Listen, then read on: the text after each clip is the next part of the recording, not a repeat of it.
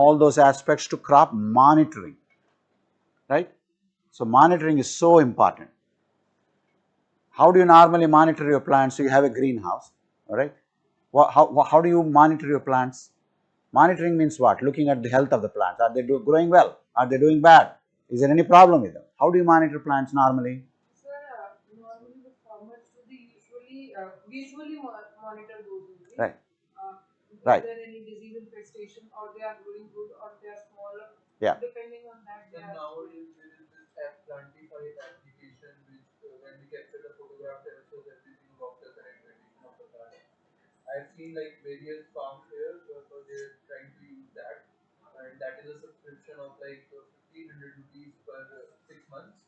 So that is really accurate on giving the all the potential like visual aspect which it can provide. Right. So visual monitoring, some technology related monitoring, right?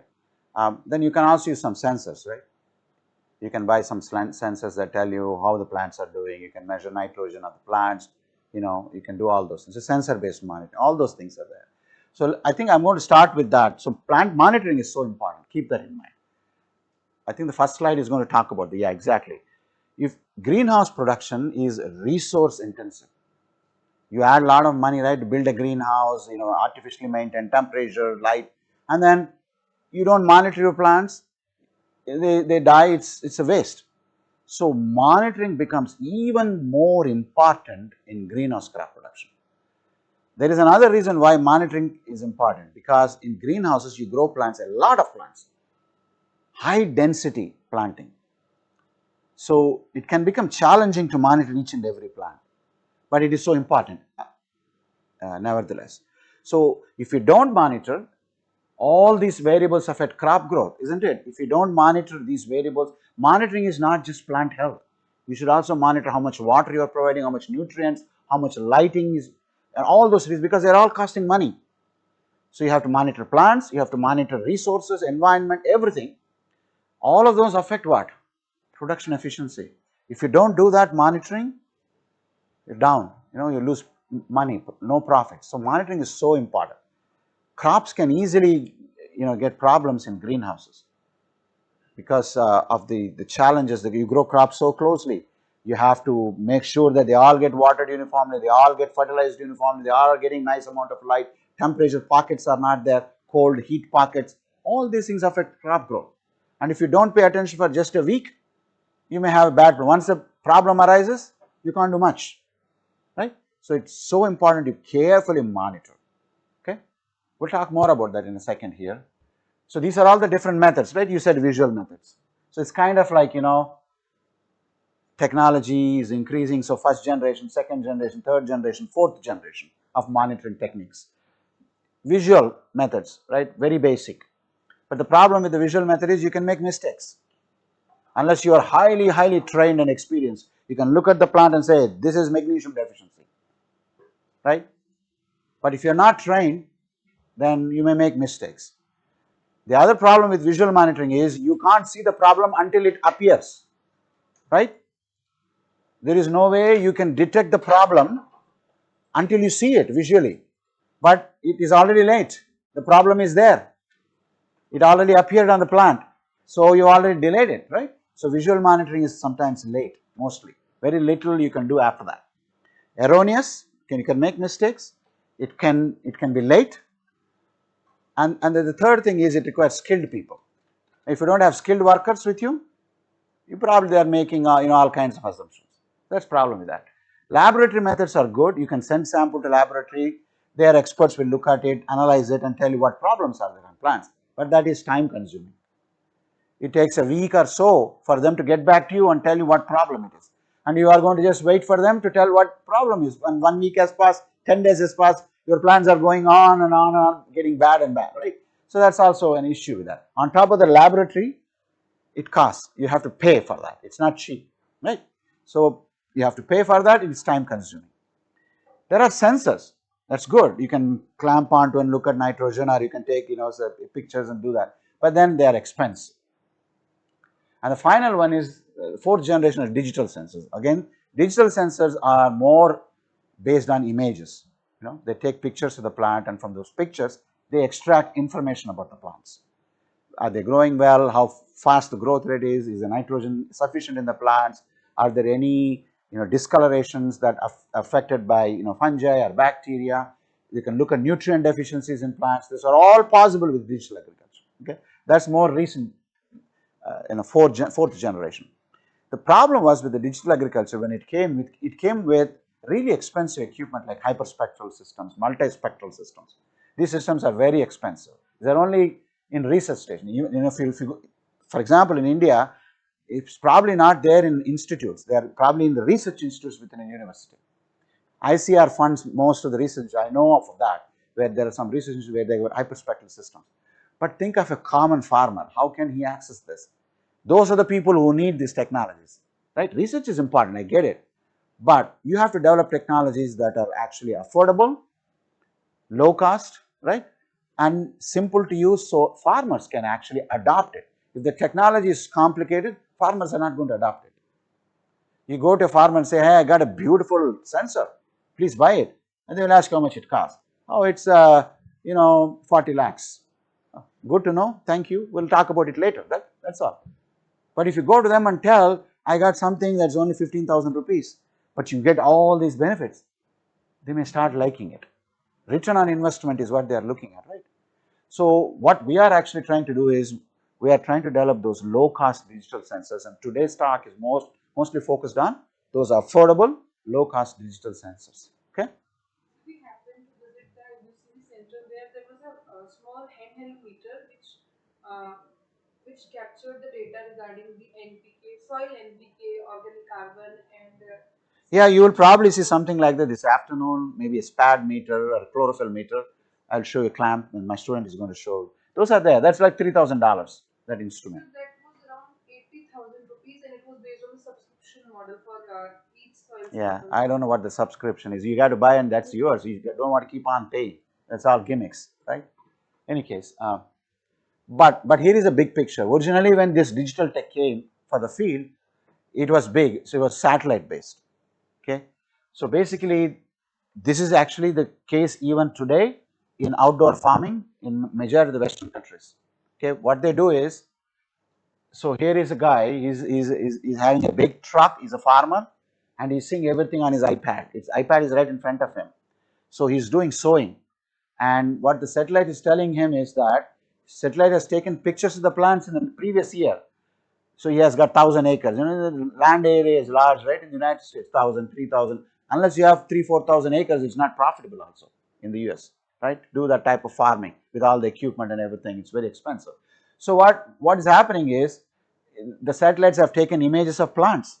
And from those images, the satellites are actually able to, with that image digital technology, you are actually able to figure out which areas the plants are growing well, which areas plants are not growing well. You have 1,000 acres, all those 1,000 acres are not going to be uniform, right? But from satellite, you can get that information. Wherever the plants are not growing well, there is a problem. It could be nitrogen problem, it could be fertilizer problem, it could be pest problem, or it could be the general topography. So what then the satellite sends is information right to their iPads, right? As he's trying to either add fertilizer or he's trying to sow the crop, the information is coming to him telling him you have to add more fertilizer here, less fertilizer there is more here because last year the crop was not growing well here. It's most likely they measure something called NDVI. And NDVI measures tells you about crop health. Okay, it tells you about nitrogen status in the plant. Oh, the NDVI measurements are showing low from the last year crop. That means the fertilizer status of the soil is less. So add more fertilizer. So he knows right in his big truck, as he's driving and he's applying fertilizer, he's making changes automatically. You see, the image has been captured.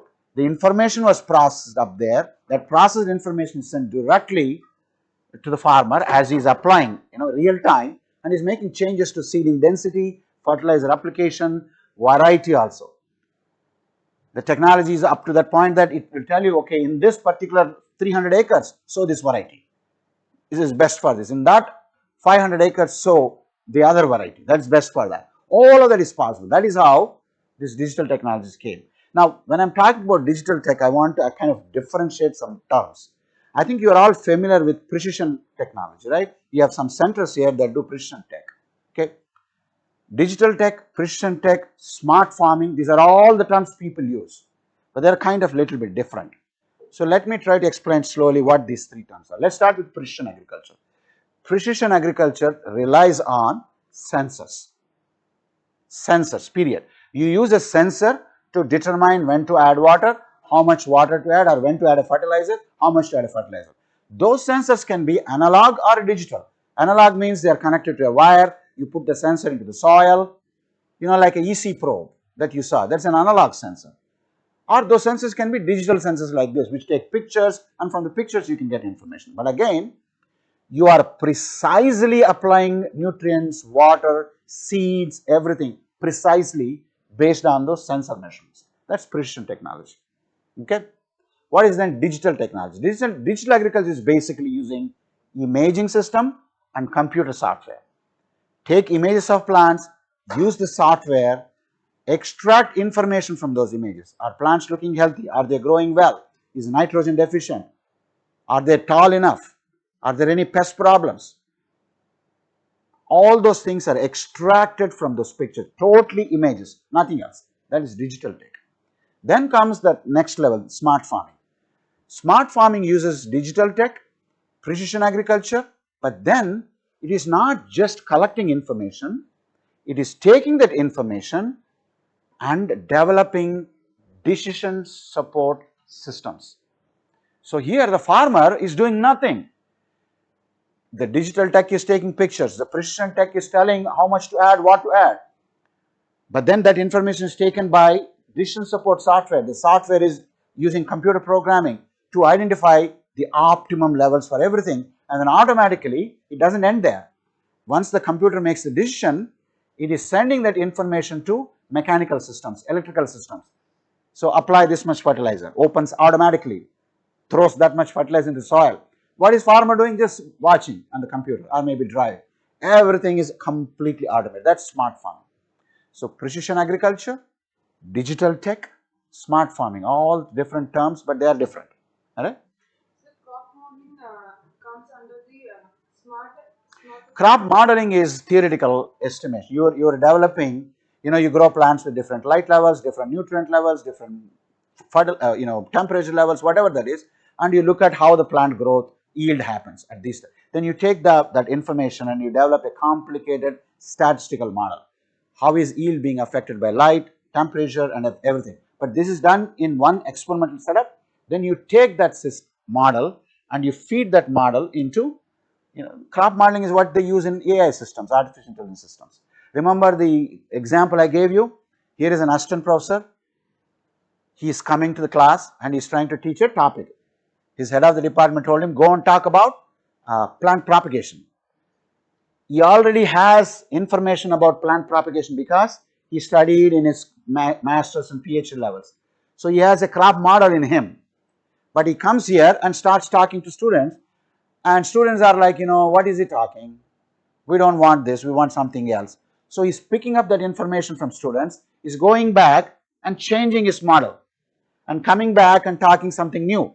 So that learning is AI. The model is what he starts with. So you have to first develop those big complicated models, but then you have to test those models in real world, and when you test that, often the models fail because they are done somewhere else and they are being tested somewhere else. The environment, everything is different. But the machine learning systems learn from their mistakes. They use a model, they employ the model. If the model works well, good. If doesn't, most often they make a change and keep running and running, and the learning happens thousands and thousands of times. That is AI. Okay, so I just want to differentiate what model is, what AI is, what smart farming is. Okay, you can incorporate these models and AI into that smart farming in the decision support umbrella. I said decision support systems, right? What is decision support? You can create simple programs to make a decision. When yield is less, do this. That's simple model. Or you can employ much more machine learning into it and get even much more precise decision support systems. All of that is possible. It's all changing world. Okay. But this is how the digital ag is. In general, this is how it started. Okay. Just an example. But the thing I want you to remember is digital technologies rely on plant reflectance. Okay. So what is reflectance? The reflectance is light that is being reflected by the plants. Green light is more reflective, that's why plants are green in color. You know that already, right? But now what we are doing is, we look at all the wavelengths from ultraviolet, blue, green, red, near infrared and infrared, all these ranges, we look at reflectance. In this range, where a little bit into UV and visible range, the light is absorbed. Why? Because there are pigments, chlorophyll, carotenoids, anthocyanins, quinones, phenols, all these pigments in the leaves absorb light. Therefore, if you add 100 micromoles, some of that is absorbed and some of that is reflected back. But when you go to this level, infrared range, there are no pigments to absorb light, so most of the light is reflected back, and that's why you see the curve reflectance going up in that region. You see a little bit of more reflectance in the green band, isn't it? Because chlorophyll absorbs a little there. Chlorophyll absorbs a lot in the blue and also in the red regions. That's why there is less reflectance there. There is more reflectance in the green bands, right? But then if you go further into 1500 nanometers range, 1650 nanometers range, you start seeing a dip here. That's not due to pigments, that's due to water. Water absorbs a specific wavelength. So now, water absorbs that wavelength. So if you hit the plants with that light, 1650 nanometers light, and you see a dip, that is due to water, then you can actually use that wavelength to determine how much water is there in the plants. If you know how much water is there in the plant, then you know when to irrigate the plants. You see how the reflectance is being used into an applied value. If there is a big dip at 1650, that tells you there is more water in the plants. But if there is a little bit less dip, that means there is less water in the plants. That means, plants don't have water. Let's add water to the soil. That's how the digital reflect data, the pictures from the plant, the reflectance from the crop, from that image is used to determine when to add water. The concept is very simple, isn't it? That is all it is. We use usually we don't use one single wavelength. We actually take 2 or 3 wavelengths, we normalize them. We want to make sure that everything is kind of normalized, apples to apples. There are no confounding, erroneous numbers there. So for nitrogen, we use, chlorophyll absorbs in red band. Chlorophyll also absorbs in the blue band. But what else absorbs in the blue band based on this chart? Carotenoids also absorb in the blue band. So if I want to just look at chlorophyll concentration in the plants, should I look at the blue band or the red band? Because chlorophyll is the only thing that is absorbing red. So I go and look at the red band. If there is more chlorophyll, more absorption, less reflectance. If there is less chlorophyll, less absorption, more reflectance. That's it. But what is the central element in chlorophyll in the middle? Magnesium. And what are those 4 other things in the chlorophyll molecule? Nitrogen. So when there is less chlorophyll, what does most likely it means? Less nitrogen. So chlorophyll measurement using reflectance can be used to tell how much nitrogen to apply or when to apply nitrogen. You see what I am doing here? I am taking a picture of the plant. From that picture I am getting the reflectance of certain specific wave bands, and from that information I am trying to tell how much nitrogen, how much water is there in the plants, and based on that information I am now figuring out when to add fertilizer, when to add water. That's what is important, is it? Adding the right amount of water, right amount of fertilizer, not wasting it, not causing environment pollution. That's the benefit of this digital talk in the simplest way. Now, how do you do that? How do you extract the information? That's all computer programming, software programming, practical experience, research-based information, things like that. But that's the logic. I want you to understand the logic. That's all it is. Okay? There are other ways you can do that, but here are the different things you can measure with digital agriculture. You can measure canopy area or leaf area. That is related to what? Plant growth. As the plant is growing, the leaf area is also growing. So now you can track the growth continuously. Every day you can measure the plant growth. That's important now. Just taking one measurement is okay, but if you are measuring every day and you are seeing how the plants are growing, and if the plants are growing the same way you expect, that's good. If they are growing slower than expected rate, then you know that there is a problem. So from that canopy area, you are actually able to tell the growth rate of plants. From the growth rate, you can determine whether doing fine or not. Chlorophyll, I just talked about it. We can measure chlorophyll. We can measure water. I talked about it. We can also measure temperature of the plants, canopy temperature, leaf temperature. We can count the seedlings, and I'll show you some examples. We can measure the height of the plants. We can also measure something called chlorophyll fluorescence. If you don't know about chlorophyll fluorescence, don't worry too much, but remember this, chlorophyll fluorescence is related to photosynthesis.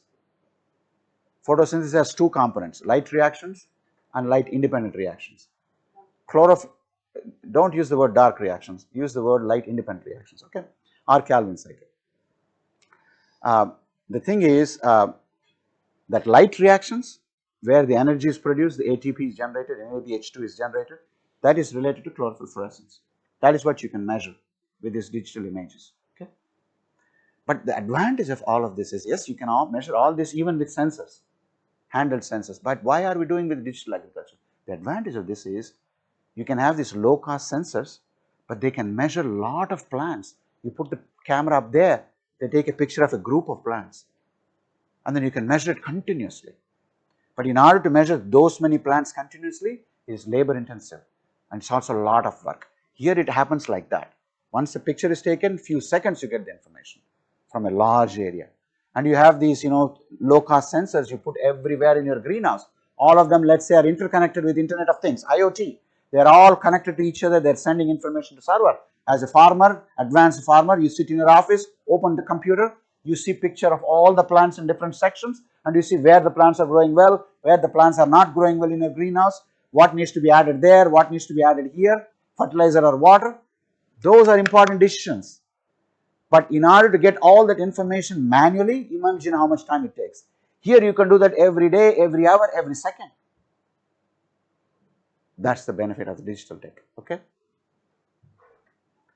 See, here is a simple example. Like I said, that's the logic, but a lot goes into that logic. It's not that simple thing that you take a picture, you get everything. Here is a picture of tomato plants, right? Just 4 seedlings of tomatoes. So this actually from my lab, we take a picture and we do a lot of image processing. And what you are seeing here, what is the difference between this picture and this picture? What is the difference? Look at the picture, think simple. Don't think complicated, think simple. Look at this picture. What do you have in this picture? Go ahead, speak louder. There is no parts, there is no media, there is no background. What do you have there? Only leaves. Is that what you really want? Do you want media? You want your numbers coming from media? You want reflectance from media? No, this is called segmentation. You are using software, computer software, and you are getting rid of what? The background, the soil, the substrate and everything from your picture, and you're only looking at just the leaves. Once you get to this stage, you got your plant. Then you can use all kinds of other software to extract information. You can extract information at 450 nanometers, 500 nanometers, 1000 nanometers, 650 nanometers, but all of that is coming from what? The leaves, and not from the substrate or parts or the background. This is step one, very, very important, segmentation. But it's done by computers, programming, image processing software. Python is used often. MATLAB, Python, these are the kind of software you can use. Let's talk about canopy area. I talked about canopy area, leaf area, right? You see here, this day 10, 12, 18, 20. And as this same set of plants are taken pictures every other day. And from that, I'm actually able to tell the area in centimeter square. I did not cut the plant. You said, somebody said they have a leaf area meter here, right? In one of the labs. I did not cut the plant. I did not run the leaves through the rollers of the leaf area meter. I did not harvest the plants. I just took the pictures. And from the pictures, I'm getting leaf area. Non-invasive, non-destructive, continuous, automated measurement of leaf area. Every day. Less labor intensive. All it's doing is the camera is taking a picture, right? So I'll show you some examples. See here, this is what we estimated from the camera, the leaf area. This is the leaf area we measured using the leaf area meter. Manual laboratory method on this side, canopy area measured using the image sensor, the digital tech on this side. Is there a good relation or not? Almost near good relation. You look at this R square, here you look at the equation. Leaf area measured, actual leaf area is 1.002 times leaf area estimated. It's like that close, 0.2%, 0.02% slightly different, that's all. Very, very, very close. So we actually use this on many crop species. This is coming from zinnias, marigolds, petunias, begonias. All crop species are pulled into it, and we grew them at different stages. So we have hundreds of plants. What we do is every other day we go to these plants, we take picture, okay, and using that picture we get estimated area, and then we cut the plant and we run through leaf area meter and we get the actual leaf area. That's day one data, and we do that for 30-40 days. That's why you're getting big plants, right?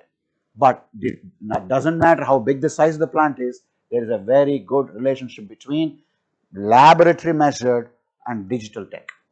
This tells us that now we can use that low cost digital tech, easy to use stuff, and get the leaf area. And from the leaf area, what can you measure? Growth. Most important thing in plant biology, growth. Every day you measure leaf area, looking at how the plants are growing. If your plants are growing, so first year you take this data every day and you develop a curve. This is how my plant should grow. This, you now know that the yield is very good if the plants grow like that. The next year you come back and you do the same thing, and let's say your growth curve is smaller than the last year, you have a problem. Something is going on this year. But the fact is you can identify it earlier, and I think that's what the next slide is, but hold on to that. Well, we'll get to that in a second, but look at here. I said seedling counts, right? What is this? The tray of marigold seedlings. We just germinated them. This is just one tray, and if I ask you to count it, you will easily count, right? 1, 2, 3, 4. I think there are 36 seedlings there. And from that, you can say germination percentage. That's easy, right? You don't need any digital tech for that. But let's say you are a seedling producer. You have a greenhouse, and you have 5,000 trays. 5,000 trays like that, and you have sown marigolds. Now you want to know the germination percentage, because people who are going to buy seedlings from you, they will ask for germination percentage. So you're going to put somebody, ask him, go and count all the seedlings in 5,000 trays. He will probably take 10 days. But here, what I did, I took the picture, and within 1 second, I got seedling number 31 and germination percentage 86.1. Let that calculated. So now I can take the sensor, move on, take a picture, take a picture, take a picture. It's just like you are taking picture with your phone. If you are even more, have some more resources, you have a roller. These trays are moving on the roller. You put a camera here. As the trays come below the camera, take a picture, the tray goes away. Hundreds and hundreds of trays can be done within 2 or 3 hours. This is what seed companies do, have to do, should do, right? Because germination percentage is an important measurement that you should put on seed coats, right? I'm sorry, seed packets. And they are after this type of technology. In fact, I got so many calls from seed companies, but unfortunately, what I can't do is, as a public servant from a university, I'm not going to sell my technology, right? It's available to everybody. In any case, look at this plant. This is poinsettia. It's a holiday plant. This sold like this. Right around Christmas, the plant height should be that much, and the bracts will appear at the top, red color, beautiful bracts. If the plants grow taller, they are not preferred. So plant height is a very important aspect of poinsettia production. So how do you reduce plant height if they are growing faster? What do? You learn something, right? What do you spray? Forgot about it already. Just 3 days back, plant growth regulators. Remember plant growth regulators? You spray them, they reduce the height. So we can also reduce the fertilizer. Whatever you can do, fertilizer, temperature, water, plant growth regulators. There are so many methods, right? You apply for that. But I told you something, that if you apply too much or too early, then you're going to make plants too small. So what actually, what the growers, farmers do, they actually take a scale ruler and they measure the height, and when the height gets to a certain level, then they hit the plants with the spray. But it's too much labor work there. So here is a way you can take picture of, you put all the plants in a row, you take a picture of them, you get an average height within few seconds. If you are interested in height of the roses, cut roses, you don't have to measure with a ruler, right? Take a picture and get it immediate, precise, accurate. Okay, that's another possibility. These things are not coming from reflectance. These numbers, they are basically coming from the greenness of the leaves. So in some cases, most cases use reflectance, but here I'm just using green color segmenting and measuring the area of the green area. That's all it is. Very simple. So here is an example of nitrogen. So here is a petunia plant. It is nitrogen stress. I take a picture, I create a mask. This is how that green plant will look if you look in the NIR band. So again, keep in mind, if you take a picture on your phone, that picture has 3 bands, red, green and blue. Okay? When you combine red, green and blue, you get that color image. But if you just look at the red image or green image and blue image, it will look like this grayscale image. Okay? They are not black and white, they are grayscale images. Okay? But they tell you how much of the intensity is there on that image, and that is a red image. Then your phone has a post processing which takes these 3 images, combines them and creates a color picture that is most closely related to original color. That's how this whole thing happens on your phone. But if you take that color image and split them into red, green and blue, they look like this. But in this case, I have split them into red image and NIR image. Okay. If the image appears bright, pretty white in color, that means that light is reflected more. If the image appears a little bit darker, that means that light is absorbed by the plants more. Okay, look at these 2 images. Which one is more brighter? Why is NIR brighter? Because plants reflect NIR, right? There is no pigment to absorb it. Why is red less brighter? Because chlorophyll absorbs it. Okay, now you see that? But we take those images, we create some gray values and we get a ratio. Don't worry about all those things. But I think in the next slide I have some, here is, see that ratio, in the previous slide I have shown you a ratio from these images, we calculate a ratio. I am not showing all those calculations because it's intellectual property, it is protected intellectual property, but we calculate that ratio, and that ratio is what is shown in the x-axis here. Okay, and this is the laboratory measured nitrogen content. You have a linear relationship. So now I don't have to collect my leaf sample, send it to laboratory, get it analyzed for some money and wait for a week to get the nitrogen content in plants.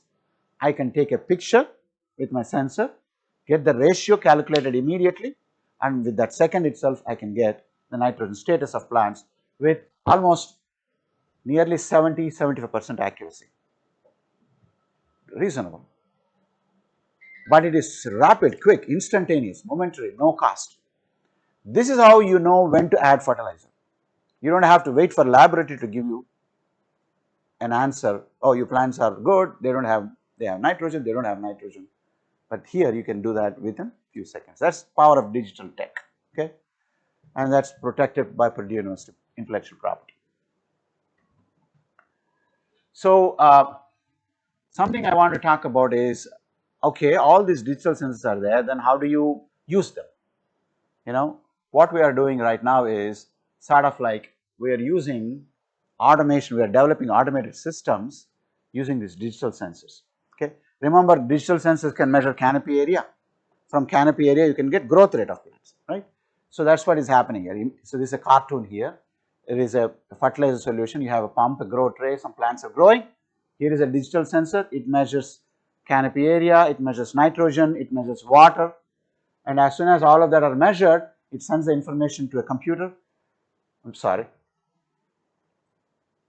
And the computer calculates all of that and then turns on lighting or fertilizer or water based on the measurements from the digital sensor. So everything is happening automated. We are not doing anything there. Pictures are taken, sent to a computer, computer analyzes, makes a decision, and then sends the information to turn on the lights or turn on the fertilizer solution pumps automatically, day and night, doesn't matter. It does that. That's automated fertigation. You probably have seen automation using some sensors. People put a sensor in the soil, and from that, you know, yesterday I've shown you, remember ABC tank system in hydroponics, 3 tanks, and I've shown you a panel where there are 2 ECPH sensor is there.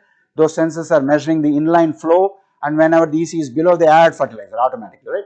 That is measured by analog sensors in the solution. The difference here is we are not measuring EC or pH, we are directly measuring what? The growth rate of plants.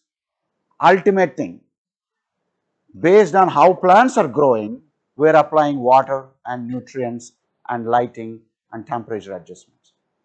This is the best way of automation because plants are what matters, not what supply to the soil or not what is there in the solution. They are all important, but the best or most effective automation comes based on plant itself because that's what we are all about. We are growing plants. Okay, I've shown you some examples where you can maintain high EC in the soil, but if the pH is not correct range, what happens to all the nutrients? Will they become available? No, they are not available. So if you simply measure EC and start adjusting it, the plants may not get nutrients, the pH is not there. But why bother about EC or pH? Why not just measure plant growth? End of the day, that's what matters. So if the plants are growing well, keep on adding the same amount of nutrients. If you want more faster plant growth, add more nutrients, more fertilizer. That's how you can do with this adjustment. I got an example here. I'll just show you from one of our labs. You see some of our digital sensors. I think you will see this afternoon. I think my student is going to demonstrate some of these. So we have these digital sensors, tiny. They're about that size. That's it. Just about that. Okay. And we put them on top of the plants, and they're taking pictures. And you see here, they are adding liquid organic feed. In some discussion was there about organic fertilizer, organic feed. This is a liquid organic feed. And this liquid organic feed is 333, nitrogen, phosphorus, potassium, 3%, 3%, 3%. It's very expensive, very expensive. 4 liters cost almost $35. That is, you can multiply by 90, something like that. Very expensive. So we don't want to apply every day. That's going to be too expensive in a greenhouse. What we want to do is we only want to apply organic liquid fertilizer when the growth rate falls below what I want, my target. So that target is this is RGR target, okay, that line. Whenever growth is falling below that, you see growth rate, then the fertilizer was added automatically. Whenever you add fertilizer, what happens to growth? Goes up. And then few days later, it's falling below the target, then automatically the system added fertilizer. So here monitoring is happening. What is monitoring? These sensors are monitoring growth. A decision has been made when the growth falls below the target to apply fertilizer, and that's been implemented also. After making the decision, that controller sent a signal and turned on the pumps automatically and added fertilizer, liquid feed. When we did this, we added liquid feed, that expensive liquid feed, only when it is needed by the plants, not every day or not based on a EC sensor. Only when plant growth falls below, we are applying. That is how we are saving, we are not wasting the liquid feed, and we are also optimizing the use. That is the advantage of this digital technologies. I think that's the last slide. Yeah, we're on time, but you have any questions on that? Digital ag. Again, remember terms: digital agriculture, precision farming, smart technologies. They're all different, they're all related, they're all different. AI, models, all of that. They're all playing to this. With digital agriculture, you are only relying on images. You take images, you measure either the area or you measure the reflectance. From these two values, area and reflectance, you can count seedlings, you can get the growth rate information, you know how much water is there, how much fertilizer is there, if the plants are stressed or not stressed. You can know the temperature of the plants, all that useful information.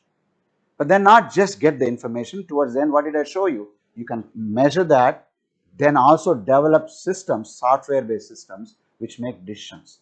Not just make decisions, but transfer that information through actuators, some electronic devices, to turn on pumps, to turn on lights, to turn on fan and pad system, whatever it is, automatically. Everything is automatically.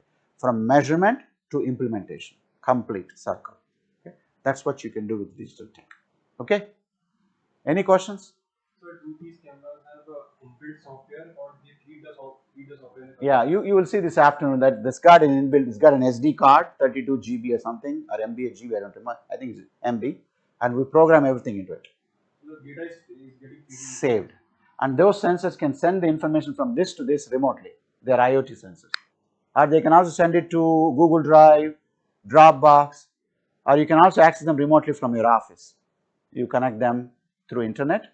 You can see what, so it's basically, it's a Raspberry Pi. It's a microcontroller. It's a miniature computer. It's just $35. It's a small computer. Okay, you can connect USB. You can connect monitor. You can convert keypad. You can connect a mouse. Everything to that. It's just like a computer. In fact, some small kids, they use it for video gaming too. You can play video games too on that one. But these are also IoT. We program them. We connect them to net remotely. and then I can be in my office and log into each of these and see what's going on. They are taking pictures, they're storing pictures, so I can access those pictures and see. They can also send that information to my office. All of that is possible. Okay. But they're less expensive too. They're about $150 a piece. Compared, the Raspberry Pi is $35. The case, the camera, there's a, see the Raspberry Pi is inside that small box. That's other small box down there, that's a camera. The tiny miniature camera is there. That camera can be just the color pictures like your phone, or it can also take infrared images, it can take whatever, the camera has its own specification. So we get those things, we put them together, we program it, and we run this for automation purposes. You'll see an example this afternoon, okay? So what is meant by Internet of Things? Internet of Things is basically communication happening on the internet, remotely. So let's say you have some data, he has some data, and he has some data, and I want data from all three of you. What is a common method? The common method is you come and talk to me, you give me data, send me the data. But let's say if I have a method of kind of really seeing into your mind and pulling the information from you, sort of like that is IoT. It's basically there are different sensors, these are called edge sensors, they're all in different locations, and they're all communicating with a central server remotely through internet. They send the information on the internet through net. And so the advantage of it is you can talk to multiple sensors at the same time from central location. That is Internet of Things. They just have fancy name. It's just remote communication, not wired. It's a wireless remote communication happening from edge devices to a central. Those are called clients, and the main one is called a server. Okay, it's just like your Google. When you are trying to type into Google, the server is open. There is it's looking for information from you, and it takes that information and creates an answer and sends it back. We call socket communication. That's what it is. In Python coding, it's called socket communication. Its socket is created. That's IoT in sort of like remotely. But the simplest explanation is just everything happening remotely on the internet. That is called Internet of Things. Fancy name, and people like it here. I know that. Yeah. Any other questions? But do they also help with disease? You can quantify the brown area or yellow area. We are actually trying to develop at least, have a proposal. If it gets funded, I can try. But we are trying to, remember that key I gave you on nutrient deficiencies? We are trying to give that key to the software, and I'm asking the software to learn it over time, make mistakes. I want to expose the software to various nutrient deficiencies from all kinds of species. And each image, the software is going to employ that key and learn from it. There is an answer there. The software first figures out the deficiency and checks the answer. If it is correct, it gets a check, correct, the check box. But if it is wrong, it's going to learn from it. But if you do that 20, 30,000 times, then the software becomes very, very accurate in identifying a specific nutrient deficiency. You can identify nutrient deficiencies, diseases, fungal versus bacterial. Yeah, you can do that. Whatever you did with the key is basically that's what software is doing. It's just that the software is trained for it, so the chances that it makes an error is very less. But we may make more mistakes because we are just learning it, right? If you use the same key that I gave you 20,000 times on 20,000 different crops, you are just like the AI software. You are perfect, right? But you don't want to do that. You want to rely on the AI, right? Yeah. Any other questions? All good? Okay, there's one more lecture. I think it's about microcontrollers, same thing. Okay, I think we'll start. When is it actually scheduled? Anybody remember? It's 12 to 1. I can get you going early too. Can we start at 11:45? 11:45 to 12:45. You get 15 minutes back. Okay. All right.